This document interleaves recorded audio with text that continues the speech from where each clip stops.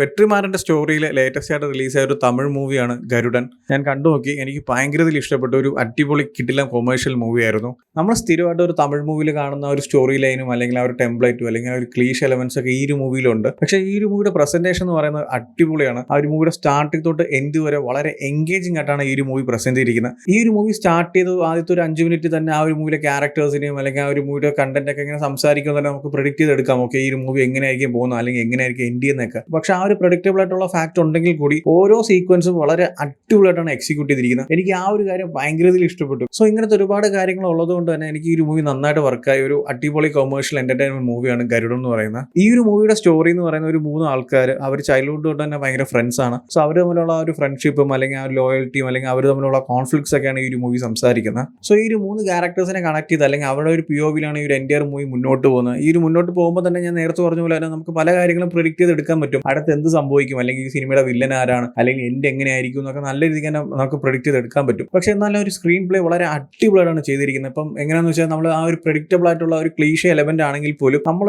ഒരു ബോറടിക്കാതെ അല്ലെങ്കിൽ നമുക്ക് വേറെ തരത്തിൽ നമ്മളിങ്ങനെ ഡിസ്ട്രാക്ട് ആവാതെ ഇരുന്ന് കാണും. ആ രീതിയിലാണ് ഓരോ സീക്വൻസ് എക്സിക്യൂട്ട് ചെയ്തിരിക്കുന്നത്. എനിക്ക് എടുത്തു പറയണമെങ്കിൽ ഈ മൂവിയിലെ എല്ലാ സീക്വൻസും ഭയങ്കര ഇഷ്ടപ്പെട്ടു. എടുത്തു പറയണമെങ്കിൽ ഈ മൂവിയിൽ ഒരുപാട് കിടിലൻ സീക്വൻസ് ഉണ്ട്. ഇപ്പം ഇന്റർവൽ ബ്ലോക്ക് ആയാലും ക്ലൈമാക്സ് പോർഷൻ ആയാലും എല്ലാം പൊളിയാണ്. എസ്പെഷ്യലി ആ ഒരു ഇന്റർവൽ ബ്ലോക്ക് എന്നൊക്കെ പറയുന്നത് അതുവരെ ഒരു എൻഗേജിംഗ് ആയിട്ട് കൊണ്ട് നിർത്തിയിട്ട് ആ ഒരു ഇന്റർവൽ പോർഷൻ അപ്പോൾ അതിനേക്കാളും കുറച്ചൊരു ഹൈ വോൾട്ടേജ് ആയിട്ട് എന്നൊക്കെ പറയുന്നത് ഒരു പക്ക മാസമായിട്ട് ഒരു തമിഴ് പടത്തിൽ നമ്മൾ കാണുന്ന ഒരു എലമെന്റ് ഉണ്ടല്ലോ, അതൊക്കെ വളരെ അടിപൊളിയായിട്ട് തന്നെ പ്രസന്റ് ചെയ്തിട്ടുണ്ട്. ആൻഡ് ഈ മൂടെ ക്ലൈമാക്സ് പോർഷനിൽ വരുമ്പോഴും അതുപോലെ ഒരു ഫൈറ്റ് സീക്വൻസ് ഉണ്ട്. വളരെ അടിപൊളിയായിട്ടാണ് ആ ഒരു സീൻ എക്സിക്യൂട്ട് ചെയ്തിരിക്കുന്നത്. എനിക്ക് ഭയങ്കര ഇഷ്ടപ്പെട്ടു. അവിടുത്തെ സിനിമാറ്റോഗ്രാഫി ആയാലും ആ സ്റ്റണ്ടിന്റെ കൊറിയോഗ്രാഫി ആയാലും ബാക്കിയുള്ള എല്ലാ കാര്യങ്ങളും, എസ്പെഷ്യലി ആ ഒരു സിനിമാറ്റോഗ്രാഫി ഒക്കെ ആ ഒരു ഫൈറ്റ് സീക്വൻസിനനുസരിച്ച് വളരെ നൈസ് ആയിട്ട് തന്നെ വർക്ക് ആയിട്ടുണ്ട്. ആ ഒരു ഫൈറ്റ് സീക്വൻസിന്റെ കൊറിയോഗ്രാഫി എനിക്ക് ഭയങ്കര ഇഷ്ടപ്പെട്ടു. അതൊക്കെ ഭയങ്കര റോ ആയിട്ടാണ് എക്സിക്യൂട്ട് ചെയ്തിരിക്കുന്നത്. ആൻഡ് അതിന്റെ കൂടെ തന്നെ ഒരുപാട് സ്ലോ മോഷൻ സീക്വൻസ് ഒക്കെ ഉണ്ടായിരുന്നു. അതൊക്കെ കിടിലായിരുന്നു. ഒരു അടിപൊളി എക്സ്പീരിയൻസ് ആയിരുന്നു ആ ഒരു ഫൈറ്റ് സീക്വൻസ് കാണാനായിട്ട്. അതായത് ഒരു സാധാരണ മനുഷ്യൻ അയാളുടെ ഫുൾ കൺട്രോളിൽ പോയി കഴിഞ്ഞാൽ അല്ലെങ്കിൽ അയാളെ പിടിച്ചാൽ നിൽക്കാത്ത നിലയിൽ അയാൾ പോയി കഴിഞ്ഞാൽ എങ്ങനെയൊക്കെ അയാൾ റിയാക്ട് ചെയ്യുന്നു ആ ഒരു ഫൈനൽ ഫൈറ്റ് സീക്വൻസിൽ കാണിക്കുന്നുണ്ട്. അതൊക്കെ അടിപൊളിയായിരുന്നു. ആ ഒരു സീനൊക്കെ സൂര്യ വളരെ കിടിലായിട്ടാണ് എക്സിക്യൂട്ട് ചെയ്തിരിക്കുന്നത്. സോ അതുകൊണ്ട് തന്നെ ഈ ക്ലൈമാക്സ് വരുന്ന ഫൈറ്റ് സീക്വൻസ് ആയാലും ആ ഒരു ഇന്റർവൽ പോർഷൻ വരുന്ന ഫൈറ്റ് സീക്വൻസ് ആയാലും രണ്ടും എന്റെ ഫേവറേറ്റ് ആണ്. കാരണം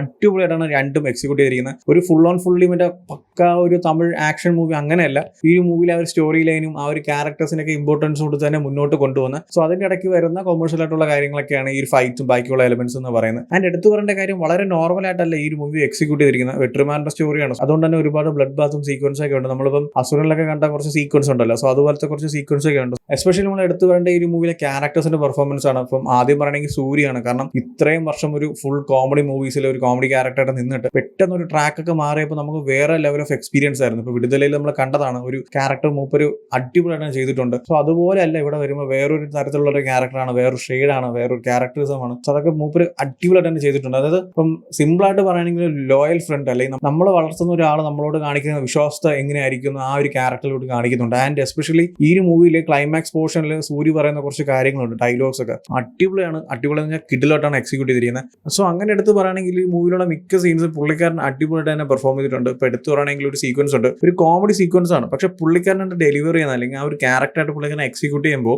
ആ ഒരു സീനിൽ ചെറുതായ ഒരു മാസ് എലമെന്റ് മിക്സ് ചെയ്ത് പോകുന്നുണ്ട്. അത് കിടിലായിരുന്നു. അതുപോലത്തെ ഒരുപാട് സീൻസ് ഉണ്ട്. ആൻഡ് വന്നു വന്ന മറ്റുള്ള ക്യാരക്ടേഴ്സ് ഇപ്പം ശശികുമാർ ആയാലും ഉണ്ണിമുതനായാലും രണ്ടുപേരും അടിപൊളിയായിട്ട് തന്നെ ചെയ്തിട്ടുണ്ട്. ആൻഡ് ഇവർ തമ്മിലുള്ള ബോണ്ട്, അതായത് ഈ 3 ക്യാരക്ടേഴ്സ് തമ്മിലുള്ള ബോണ്ടും കാര്യങ്ങളൊക്കെ നൈസ് ആയിട്ട് തന്നെ മൂവിയിൽ വർക്ക് ആയിട്ടുണ്ട്. എസ്പെഷ്യലി എടുത്ത് പറയുകയാണെങ്കിൽ എല്ലാ ക്യാരക്ടേഴ്സും, ഇവർ മാത്രമല്ല ഈ മൂവിയിൽ വന്നു പോകുന്ന ഫീമെയിൽ ക്യാരക്ടേഴ്സ്, ഈ ഒരു മൂവിയിൽ ചില പോർഷൻസിൽ ആ ഒരു ഫീമെയിൽ ക്യാരക്ടേഴ്സ് ആയിട്ടാണ് സിനിമ മുന്നോട്ട് പോകുന്നത്. ആ ഒരു ക്യാരക്ടേഴ്സിന്റെ പെർഫോമൻസ് ആയാലും അല്ലെങ്കിൽ അവർക്കുള്ള സ്പേസ് ആയാലും എല്ലാം അടിപൊളിയാണ്. നല്ല ഇമ്പോർട്ടന്റ് ക്യാരക്ടേഴ്സ് ആയിരുന്നു എല്ലാവർക്കും ഈ സിനിമയിലുള്ളത്. സോ അതുകൊണ്ട് തന്നെ ഈ ഒരു മൂവിയിലെ ക്യാരക്ടേഴ്സ് ആയാലും ആ ഒരു സ്റ്റോറി ലൈൻ ആയാലും എല്ലാ കാര്യങ്ങളും വളരെ അടിപൊളിയായിട്ട് തന്നെ എക്സിക്യൂട്ട് ചെയ്ത് വെച്ചിട്ടുണ്ട്. സോ അതുകൊണ്ട് തന്നെ ആ ഒരു മൂവിയുടെ സ്റ്റാർട്ടിംഗ് തൊട്ട് എൻഡ് വരെ ആ ഒരു എൻഗേജിംഗ് ഫാക്ടർ നിലനിർത്തി തന്നെ സിനിമ മുന്നോട്ട് കൊണ്ടുപോകുന്നുണ്ട്. അല്ലാതെ ഒരു പോർഷനിൽ പോലും നമുക്ക് ലാഗ് അടിക്കുകയോ അല്ലെങ്കിൽ ഇത് ബോറായി തോന്നി അങ്ങനെയൊന്നുമില്ല. എൻ്റയർ മൂവി വാസ് അടിപൊളിയായിട്ട് തന്നെ എക്സിക്യൂട്ട് ചെയ്തിട്ടുണ്ട്. എനിക്ക് ഭയങ്കര ഇഷ്ടപ്പെട്ടു. എനിക്ക് നല്ല രീതിക്ക് വർക്കായി ഒരു മൂവി. ഈ മൂവിയിലെ ക്യാരക്ടേഴ്സിന്റെ കാര്യം എടുത്തു നോക്കിയാലും ആ ഒരു സ്റ്റോറി ലൈൻ ആയാലും ആ ഒരു എക്സിക്യൂഷൻ ആയാലും എസ്പെഷ്യലി ആ ഒരു ഫൈറ്റ് സീക്വൻസ് ഒക്കെ എനിക്ക് ഭയങ്കര ഇഷ്ടപ്പെട്ടു. ഈ ഒരു മൂവിയിൽ അല്ലെങ്കിൽ ഇങ്ങനത്തെ സ്റ്റോറി ലൈനിലൊക്കെ ഫൈറ്റ് സീക്വൻസ് പറയുമ്പോൾ നമുക്കറിയാം ഇങ്ങനത്തെ ഒരു ടെംപ്ലേറ്റ് ഫൈറ്റ് സീക്വൻസ് ഒക്കെ പറയുമ്പോൾ കുറച്ച് ഓവർ ആയിരിക്കും. പക്ഷെ ഇവിടെ എന്ന് പറയുന്നത് ആ ഒരു സ്റ്റോറി ലൈൻ എന്താണ് ആവശ്യം അല്ലെങ്കിൽ ആ സ്റ്റോറി ലൈനിൽ ആ ഒരു ക്യാരക്ടേഴ്സിനെ എങ്ങനെയാണ് റെപ്രസെന്റ് ചെയ്തിരിക്കുന്നത് അല്ലെങ്കിൽ അവരുടെ ഫൈറ്റ് സീക്വൻസ് അല്ലെങ്കിൽ അവരുടെ ഒരു ആക്ഷൻ സീക്വൻസ് ഒക്കെ എങ്ങനെയായിരിക്കും ആ രീതിയിലാണ് വളരെ നൈസ് ആയിട്ട് ഈ ഒരു മൂവിയിൽ പ്രസന്റ് ചെയ്തിരിക്കുന്നത്. സോ അതുകൊണ്ട് തന്നെ ഒരു പക്ക മാസ് മസാല മൂവി പ്രതീക്ഷ ഒരിക്കലും തിയേറ്ററിൽ പോകരുത്. ഒരു കൊമേഴ്ഷ്യൽ മൂവിയാണ്, ഒരു കൊമേഴ്ഷ്യൽ ഡ്രാമ എന്ന് വേണമെങ്കിൽ പറയാം. ഒരു 3 ക്യാരക്ടേഴ്സ് അവരുടെ ലൈഫും അവരുടെ ലൈഫിൽ നടക്കുന്ന കോൺഫ്ലിക്ട്സ് ഒക്കെയാണ് ഈ സിനിമ സംസാരിക്കുന്നത്. സോ ആ ഒരു മൈൻഡ് സെറ്റിൽ പോയി കാണുവാണെങ്കിൽ നിങ്ങൾക്ക് നല്ലൊരു ഔട്ട് തന്നെ കിട്ടും. സോ ഓൾറെഡി ഈ ഒരു മൂവി കണ്ടവരാണെങ്കിൽ നിങ്ങളുടെ ഒപ്പീനിയൻസ് എന്താ വെച്ചാൽ കമന്റ് ചെയ്യൂ. വീഡിയോ ഇഷ്ടപ്പെട്ടാൽ ലൈക്ക് ചെയ്യൂ, ഷെയർ ചെയ്യും. ഇതുപോലത്തെ കൂടുതൽ വീഡിയോസിനെ ചാനൽ സബ്സ്ക്രൈബ് ചെയ്യും. Thank you so much.